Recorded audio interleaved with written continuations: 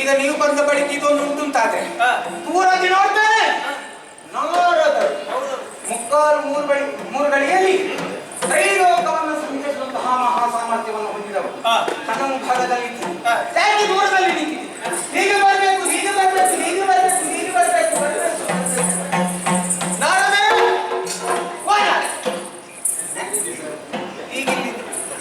ಅಶ್ವಗೆ ಸುಳ್ಳವರನ್ನು ನಂಬಲೇಬಾರ್ದು ಒಂದು ಕ್ಷಣ ನಿಲ್ಲುವುದಿಲ್ಲ ಅಂತ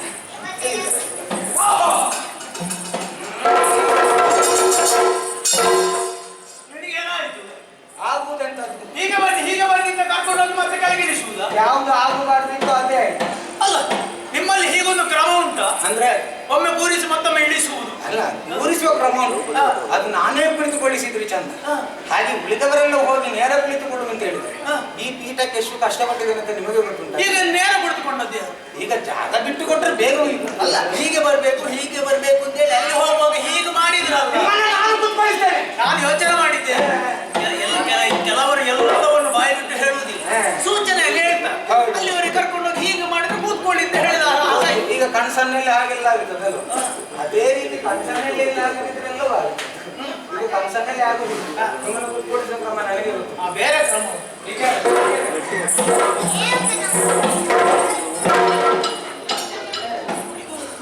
ಇಲ್ಲಿ ಕ್ರಮ ಇಲ್ಲಿ ಕ್ರಮ ಅಂತಲ್ಲ ನನ್ನ ಕ್ರಮ ಹಾಗೆ ನೋಡಿ ನಿಮ್ಮ ಯೋಗ್ಯತೆ ಎಲ್ಲವೂ ಗೊತ್ತು ಅದು ನಿಮ್ಮ ಯೋಗ್ಯತೆಗೆ ತಕ್ಕದಾಗಿ ಹಾಗೆ ವ್ಯವಹರಿಸಬೇಕು ಅಂತ ಇನ್ನೊಬ್ಬ ಯೋಗ್ಯತವಂತನಾಗಿರ್ಬೇಕು ಬೇಡ ಹೌದಾ ನನ್ನ ಯೋಗ್ಯತೆಯಲ್ಲಿ ನಾನು ಒಳ್ಳೆ ವೃತ್ತಿ ಕೂತ್ಕೊಳಿಸಿದ್ದೇನೆ ಈಗ ನಿಮಗೆ ಸಮಾಧಾನ ಇದ್ದಾರೆ ಆಯ್ತು ಸಹಿಸಿಕೊಳ್ಬೇಕು ಈಗ ಬಂದ ತಕ್ಷಣದಲ್ಲಿ ಪೂಜೆ ಮಾಡಿದ ಹಾಗೆ ಪೂಜೆ ಮಾಡಿದ ಕಳಿಸುವುದಿಲ್ಲ ಎನ್ನುವ ವಿಶ್ವಾಸ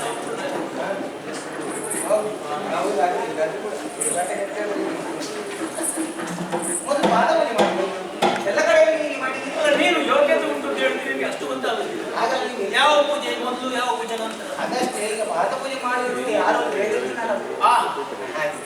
ನಾನು ಮುಂದೆ ಮಾಡ್ತೀರಾ ಅಷ್ಟಾದ್ರೂ ನೆನಪು ಉಂಟಲ್ಲ ನನ್ನ ಮುಂದೆ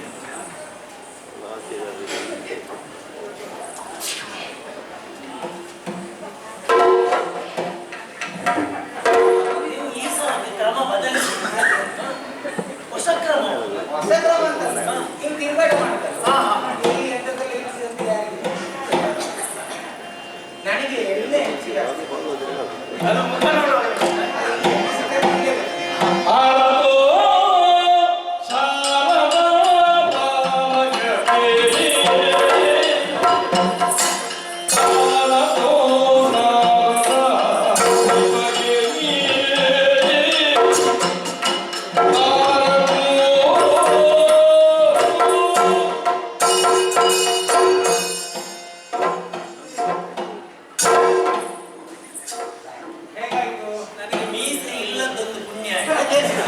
ಇಲ್ಲದಿದ್ರೆ ಇಷ್ಟೊತ್ತಿಗೆ ಸುಟ್ಟು ಹೋಗ್ತಿತ್ತು ಇನ್ನು ಆರತಿ ಈಗ ನೀವು ಹೋದಲ್ಲೆಲ್ಲ ಆರತಿ ಬೇಕು ಅಂತ ಹೇಳುದು ಆರತಿ ಮಾಡಿದಾಗ ಸ್ವೀಕರಿಸಬೇಕು ಬೇಡ ಹೌದಪ್ಪ ಅದರಲ್ಲಿ ಮೀಸೆ ತೊಂದರೆ ಇಲ್ಲಿಂದ ಬರ್ತದೆ ಅಲ್ಲ ಇದ್ದಿದ್ರೆ ತೊಂದರೆ ಆಗ್ತಿತ್ತು ಅಂತ ಹೇಳಿ ನನಗಿಲ್ಲ ನೀವು ಹತ್ತಿರ ಹಾಗೆಲ್ಲ ಸಮಸ್ಯೆ ಆಗ್ತದೆ ನಾನು ನನ್ನ ಹತ್ತಿರಕ್ಕೆ ನಿಮ್ಮ ಹತ್ತಿರ ಕಲಿದುಕೊಂಡು ಒಳ್ಳೆಯದಾಯ್ತು ನನ್ನದಾದಂತ ಐದು ಪೂಜೆಯಲ್ಲಿ ನಿನಗೆ ಸಮಾಧಾನ ಅಂತ ನನಗನಿಸ್ತದೆ ಇಂತಹ ಪೂಜೆ ಇಲ್ಲಿವರೆಗೆ ನಾನು ಕಂಡದ್ದಿಲ್ಲ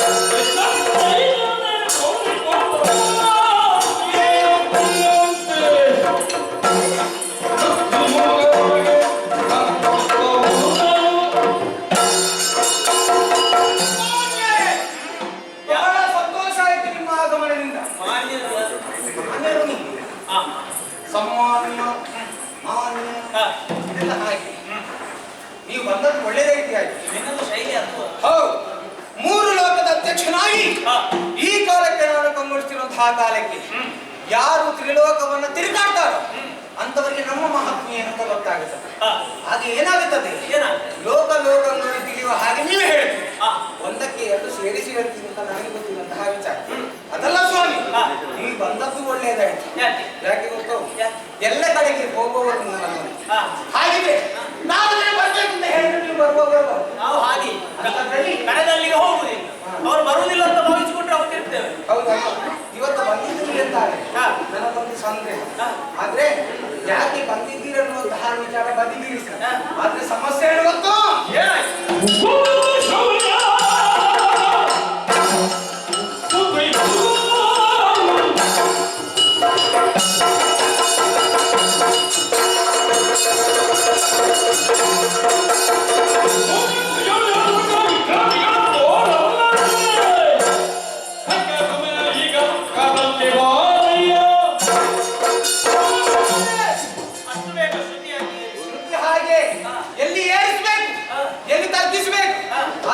ನಿಮ್ಮಂತವರಿಂದ ನಮಗೆ ಪಾಠ ಆಗುದು ಬೇಡ. ಮೊದಲಿಂದಲೂ ನನ್ನ ಕ್ರಮವೇ ಹಾಗೆ. ನನ್ನ ಕ್ರಮವನ್ನು ಬದಲಿಸುವುದಕ್ಕೆ ಯಾರಿಂದಲೂ ಸಾಧ್ಯ ಇಲ್ಲ. ಶೌರ್ಯ ಯಾಕೆ ಕೇವಲ ಮೂರು ಲೋಕ ಸ್ವಾಧೀನವನ್ನು ಪಡಿಸಿಕೊಂಡೆ ಅಂತಾದ ಬಳಿಕ ನಮ್ಮ ಸಾಮರ್ಥ್ಯ ಕುಗ್ಗಿ ಇಲ್ಲ, ಇನ್ನಷ್ಟು ಹಿಗ್ಗುತ್ತಾ ಉಂಟು. ಯಾರೆಲ್ಲಾದ್ರೂ ಯುದ್ಧ ಮಾಡಬೇಕು ಅಂತ ಆಸೆ ಆಗುತ್ತುಂಟು. ನೀವೆಂತ ಯುದ್ಧ ಮಾಡ್ತೀರಾ?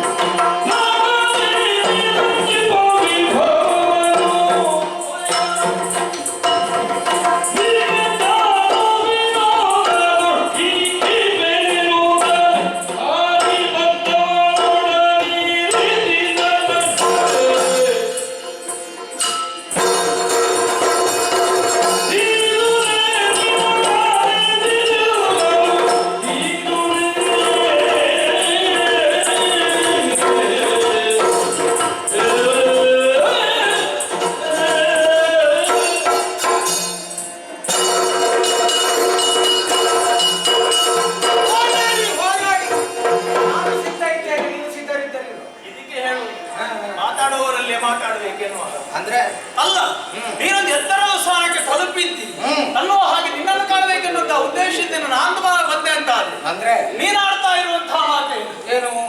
ಬನ್ನಿ ನಿಮ್ಮ ಜೊತೆ ಯುದ್ಧ ಮಾಡ್ತೇನೆ. ಹೌದು, ಯುದ್ಧ ಮಾಡಬೇಕು. ನಾವು ಯುದ್ಧ ಮಾಡುವ ಆಗಿಂದ ಸ್ಫುರಿಕೆ ಅಲ್ಲ, ನಾರದರು ಯಾವ ಪ್ರಸಂಗದಲ್ಲಿ ಯುದ್ಧ ಮಾಡಿದ್ದಾರೆ ನೀನು ಕಂಡಿದ್ದಿ? ಹೊಸ ಪ್ರಸಂಗ ಆಗಲಿ, ಸಿದ್ಧಾಂತಗಳಲ್ಲಿ ಆಗಲಿ ಯುದ್ಧ ಮಾಡ್ಲಿಕ್ಕೆ ನಿಮ್ಮಂತವರಿರುವಾಗ ನಾವೇ ಯುದ್ಧ ಮಾಡುವ? ನಾರದ ಕಾಲದ ಈಗಲೇ ಪ್ರಾರಂಭ. ಓ ಧೀರುರೇ, ಯಾರು ನಾನು? ನೀನು ಬರಿಯ ಧೀರ ಅಲ್ಲ, ಧೀರುರೇ.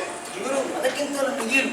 ನಿನ್ನ ಸಾಮರ್ಥ್ಯ ಏನು, ಏನು ನಿನ್ನ ಶಕ್ತಿ ಏನು ಲೋಕ ಕಂಡದ್ದಿಲ್ವ? ಹೌದು, ಮೂರು ಲೋಕದಲ್ಲಿ ಸದ್ಯಕ್ಕೆ ಯಾರು ಅಂತ ಕೇಳಿದ್ರೆ ನೀನು ಒಬ್ಬನೇ. ನಾನೇ ಪಾತಾಳಕ್ಕಿಳಿದೆ, ಉರಗಾದಿಗಳ ಹೆಡೆಯನ್ನು ಹೆಡೆಗುರಿ ಕಟ್ಟಿದೆ.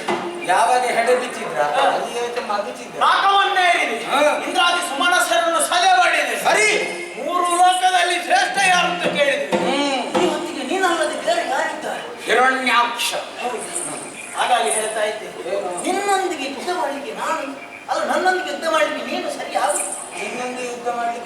ಅಲ್ಲ ನನ್ನೊಂದಿಗೆ ಯುದ್ಧ ಮಾಡ್ಲಿಕ್ಕೆ ನಿನಗೆ ಆಗ್ತಿ ಅಂತ. ನನ್ನೊಂದಿಗೆ ಯುದ್ಧ ಮಾಡ್ಲಿಕ್ಕೆ ನೀವು ಸರಿ ಆಗುದಿಲ್ಲ ಅಂತ. ಜೋಡಿ ಸರಿ ಅಲ್ಲ ಅಂತ ಹೇಳಿ. ನಿನ್ನೊಂದಿಗೆ ಯುದ್ಧ ಮಾಡ್ಲಿಕ್ಕೆ ಅದು ಒಂದೊಂದು ಸರಿ ಬೇಡವಾ? ಜೋಡಿ ಅಂತ ಹೇಳಿದ್ರೆ ಮುಗಿತಲ್ಲ. ಈಗ ಸರಿ ಇದ್ರೆ ಯುದ್ಧ ಮಾಡಬಹುದಲ್ವಾ? ಸರಿ ಇಲ್ಲದಿದ್ರೆ ಹೇಗೆ ಮಾಡುದು? ಹಾಗಿದ್ರೆ ನನಗೆ ಸರಿ ಇಲ್ಲ ಅಂತ ಹೇಳಿದ್ರೆ ನಿನಗೆ ಸರಿ, ನಿಮಗೆ ಪೂರ್ತಿ ಸರಿ ಇಲ್ಲ. ನಿನಗೆ ಸರಿ ಇಲ್ಲ. ಹೆಚ್ಚು ಕಿಡಿದಾಟ ಮಾಡಿದವರಿಗೆ ಸರಿ. ನೀನು ಯಾಕೆ ಅದನ್ನು ತಪ್ಪು ಗ್ರಹಿಕೆ? ಹಾಗೆ ಹೇಳ್ಬೇಕು, ಹೀಗೆ ಹಾಗೆ. ನಿನಗೆ ಸರಿ ಇಲ್ಲ ಅಂತ ಅಲ್ಲ. ಒಂದು ಯುದ್ಧ ಮಾಡುವುದು ಸರಿ ಸಮಾನರಾದವರು ಯುದ್ಧ ಮಾಡಬೇಕು. ಸರಿ, ನಿನಗೆ ಯುದ್ಧ ಮಾಡಿದ ಮನಸ್ಸುಂಟು ಹೌದು ಅಂತ ಆದ್ರೆ ನಾನು ತೋರಿಸ್ತೇನೆ. ಯಾರು ಜನ ಇದ್ದ ತೋರಿಸಿ. ಹೌದು, ನನಗೆ ಜನ ತೋರಿಸ್ತೀರಾ? ನಿನ್ನ ತಲೆಯಲ್ಲಿ ಒಂದುಂಟು ಯಾರು ಇಲ್ಲ ನನಗೆ ಅಂತ, ಸರಿ ಅಲ್ವಾ? ಈಗ ಸರಿ ಹೇಳಿದ್ರಿ ಮತ್ತೆ. ಯಾರು ಇಲ್ಲ ನನಗೆ ಸರಿ. ಯುದ್ಧ ಮಾಡ್ಲಿಕ್ಕೆ ಮನಸ್ಸುಂಟು ಹೌದು ಅಂತ ಆದ್ರೆ ಇದ್ದಾನೆ. ಯಾರು? ಬ್ರಹ್ಮ. ಬ್ರಹ್ಮ ಸ್ವಾಮಿ ನನಗೆ ವರ ಕೊಟ್ಟದ್ದು ಯಾರು ಗೊತ್ತಿಲ್ಲ? ಬ್ರಹ್ಮದೇವರು. ಅವರಲ್ಲಿ ಏನು ಯುದ್ಧ ಮಾಡುವುದಿಲ್ಲ. ಅವರಲ್ಲಿ ಯುದ್ಧ ಮಾಡ್ಲಿಕ್ಕೆ ಆಗುದಿಲ್ಲ. ಸರಿ, ಮತ್ತೆ ಯಾರಿದ್ದಾರೆ? ಬ್ರಹ್ಮನಲ್ಲಿ ಯುದ್ಧ ಮಾಡ್ಲಿಕ್ಕೆ ಆಗುದಿಲ್ಲ ಅಂತಂದ್ರೆ ಇನ್ನೊಬ್ರು ಇದ್ದಾರೆ. ಇನ್ನೊಬ್ರು ಯಾರಿದ್ದಾರೆ? ಹರ. ಹರ ನಮ್ಮ ಕುಲದೇವರು ಸ್ವಾಮಿ. ಅವರನ್ನು ಮರೆತು ಯಾವುದೋ ಹರವಿಲ್ಲ. ನೀನೊಂದು ಸತ್ಯ ಹೇಳ್ಬೇಕು. ನಿನಗೆ ಯುದ್ಧ ಮಾಡ್ಲಿಕ್ಕೆ ಮನಸ್ಸಿದ್ದೇ ಮಾತಾಡುದ ಸುಮ್ಮನೆ ಕಾಲಹರಣಕ್ಕೆ ಮಾತಾಡುದು. ಅಂದ್ರೆ ಯುದ್ಧ ಮಾಡ್ಲಿಕ್ಕೆ ಮನಸ್ಸು ಹಾಗೆ ಹೇಳಿದ ನನಗೆ ಆಗ್ಲಿಕ್ಕಿಲ್ಲ. ನೀನು ಕೇಳಿದ್ದೇನು? ನನಗೆ ಯುದ್ಧ ಮಾಡ್ಲಿಕ್ಕೆ ಸರಿಯಾದವರು ಬೇಕೆನ್ನು ಹಾಗೆ ಇಬ್ಬರನ್ನು ತೋರಿಸಿದೆ. ನೀನು ಒಂದೊಂದು ಕಾರಣ ಹೇಳಿ ಜಾರಿಕೊಳ್ತಾ ಇದ್ದಿ. ಒಂದೊಂದು ಕಾರಣ ಹೇಳಿದ್ದಿಲ್ಲ. ಅವರಲ್ಲಿ ಯುದ್ಧ ಮಾಡುವುದೇ ಇಲ್ಲ ಅಂತ. ಏನಿದ್ರು ಸಂಧಾನ ನಮಸ್ಕಾರ ಇಷ್ಟೇ. ಅವರಿಬ್ಬರಲ್ಲಿ ಯುದ್ಧ ಮಾಡುವುದಿಲ್ಲ ಹೌದು ಅಂತಾದ್ರೆ ಇನ್ನು ಒಬ್ಬ ಇದ್ದಾರೆ. ಇನ್ನೊಬ್ಬ ಇದ್ದಾನೆ. ಇನ್ನೊಬ್ಬ ಇದ್ದಾನೆ. ಯಾರಿದ್ದಾನೆ? ಅವನಿಗೊಂದು ಹೆಸರುಂಟು. ಯಾವುದು? ದಿತಿಜಾಂತಕ.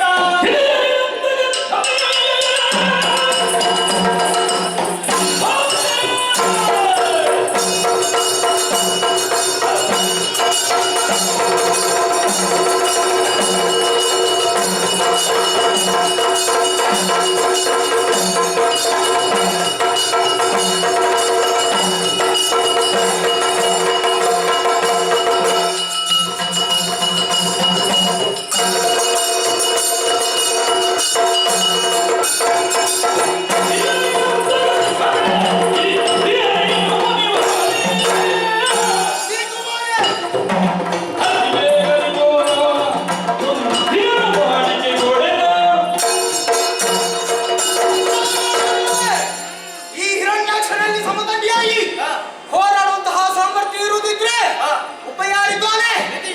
ದಿತಿಜ ಅಂತ. ಹೌದು. ಹಾಗಿದ್ರೆ ನಮ್ಮ ಕುಲಕ್ಕೆ ವೈರಿಂತಾಯ್ತು. ಅವ ಎಲ್ಲಿದ್ದಾನೆ? ಎಲ್ಲಿ ತೋರಿಸ್ತೀರಿ?